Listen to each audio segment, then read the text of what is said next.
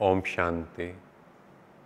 किसी भी संस्था में आगे बढ़ने के लिए उनके पीछे के नियम और कायदे वो सबसे इम्पोर्टेंट है। और ब्रह्मा कुमारी संस्था में अगर हम बात करें तो आज तक जो एक ही बात होती है वो है इनके नियम और कायदे, जो कई लोगों को स्ट्रिक्ट लगते हैं, पर अगर लाइफ में आगे बढ़ना हो तो कुछ नियम और मर्यादाएं चाहिए। और इसकी प्रैक्टिकल एग्जाम्पल हमारे मम्मा जगदम्बा सरस्वती रहे। उन्होंने हर एक नियम और कायदे का परफेक्टली पालन किया। जैसा बाबा ने कहा हमेशा हाँ जी का पाठ किया। उस लेसन को अपनी लाइफ में प्रैक्टिकली इम्प्लीमेंट करके दिखाया। जैसे बाबा ने एक बार मम्मा को कहा कि आपको कभी भी रोना नहीं है, क्योंकि जो रोता है वो विधवा होता है। रोना मीन्स खोना।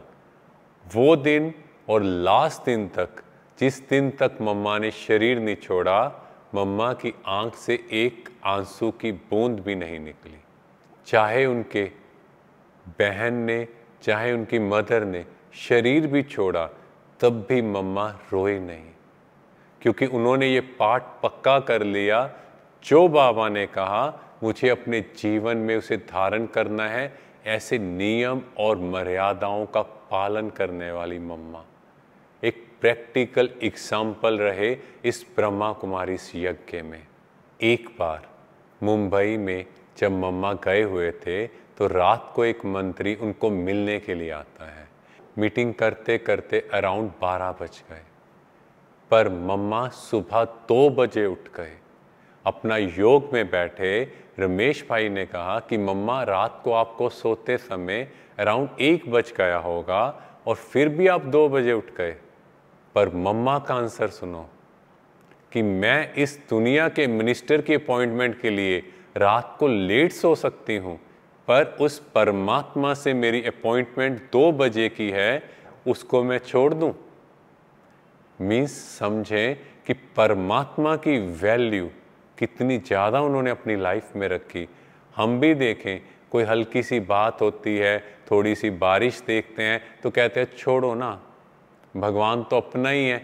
हम कहते कोई बात नहीं, कल चले जाएंगे, कल देख लेंगे। या फिर कभी लेट उठ जाते हैं, कोई बात नहीं, आज का अमृत वेला नहीं भी हुआ, या कुछ भी बहाना लगा देंगे, आज थोड़ी हेल्थ ऊपर नीचे।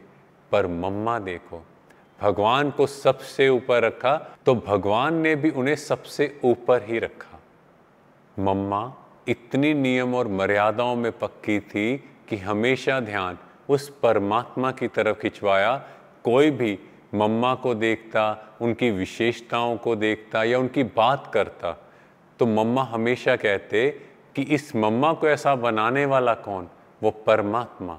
तो उसी को ही याद करना है, ना कि इस मम्मा को। इस बारे में हम एक कहानी से भी समझते हैं। एक बार रमेश भाई ने 1962 में मम्मा से एक क्वेश्चन पूछा। उस बारे में परमात्म महावाक्यों में आज तक जिक्र नहीं आया। तो मम्मा ने कहा कि जिस बात को परमात्मा ने नहीं बताया उसको मैं कैसे समझा सकती। हम वेट करते हैं जब परमात्मा के महावाक्यों में जाए। तो रमेश भाई ने कहा आपको क्या लगता है?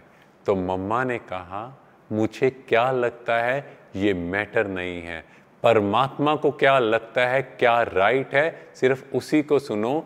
इतनी नियम मर्यादाओं में पक्की कि अपनी मनमत नहीं चलाई, अपना सजेशन नहीं दिए। और हम अपनी प्रैक्टिकल लाइफ में देखें, कोई भी बात होती है अपने सजेशंस देना शुरू कर देते हैं। बात की समझ भी ना हो, बस ऐसे ही सजेशन देना शुरू कर देते हैं, मुझे ऐसे लगता है ऐसा हुआ होगा।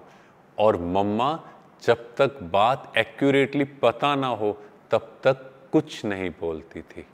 मम्मा ने हमेशा बाबा की मुरली परमात्म महावाक्य को सबसे आगे रखा।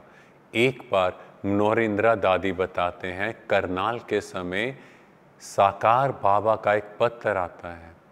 एक पत्र कारोबार के बारे में और एक पत्र शिव बाबा के महावाक्यों के बारे में। तो मम्मा ने सबसे पहले महावाक्य पढ़े। तो दादी मनोरिंद्रा कहते हैं कि मम्मा कारोबार का काम ज़रूरी है, पर मम्मा ने कहा कि हम सब यहाँ क्यों हैं, हमारा आधार है उस परमात्मा का ज्ञान, तो हमारे लिए सबसे इम्पोर्टेंट है उस परमात्मा का ज्ञान। हम अपनी लाइफ में हमेशा उसके ज्ञान को आगे रखें। ऐसे नियमों पर चलेंगे तभी हम आगे बढ़ेंगे, क्योंकि कई बार हम सोचते हैं कि कोई बात नहीं, ये तो चलता है, पहले ये कर लेते हैं। नहीं, लाइफ में अगर हम सबसे ज़्यादा इम्पोर्टेंस उस परमात्मा को देंगे तो वो भी हमें हर जगह आगे रखेंगे। परमात्मा भी हमारी मदद के लिए हमेशा हाजिर रहेगा। लास्ट के समय में भी देखो, जब कैंसर का रोग था तो भी मम्मा 2 बजे उठते थे। एक कैंसर पेशेंट हो और सुबह उठना कितना मुश्किल, पर मम्मा उसी नियम कायदे से सुबह उठते थे और अपने हाथों से सेवा भी करते थे। यज्ञ का कोई भी स्थूल कर्म भी हो, मम्मा अपने हाथ से करते रहे। ये दिखाता है कि अगर हम नियम कायदों पर चलेंगे तो हमें लाइफ में ग्रोथ से कोई नहीं रोक सकता। हमारा गायन महान व्यक्तियों में होगा। ओम शांति।